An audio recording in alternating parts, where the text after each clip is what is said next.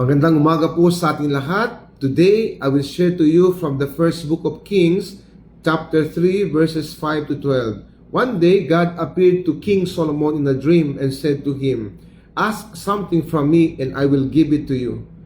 Imagine po kung tayo ang tinanong ng Diyos ng ganong tanong, ano kaya po ang hihilingin natin? Baka sabihin natin, Lord, bigyan mo ako ng maraming pera, good health, long life, or successful career. Wala pong masama doon. But you know, Solomon asked for something greater. Hindi siya humingi ng kayamanan o kapangyarihan, but he asked for wisdom. Humingi siya ng karunungan, an understanding heart that knows God's will and can distinguish what is right from what is wrong. At dahil tama ang kanyang hiningi, God not only gave him wisdom, but also blessed him in many other ways.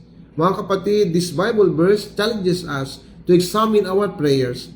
Ano bang madalas nating hiningi sa Diyos? Do we ask Him to change our situation? Or do we ask Him to change our hearts? Maraming problema po sa buhay ang hindi naayos ng pera lamang. Many decisions cannot be solved by intelligence alone, but they require wisdom. The wisdom to know what is right, the courage to do it, and the humility to trust God's will.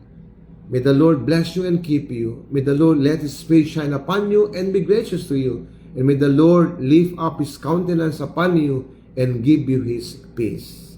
God bless po.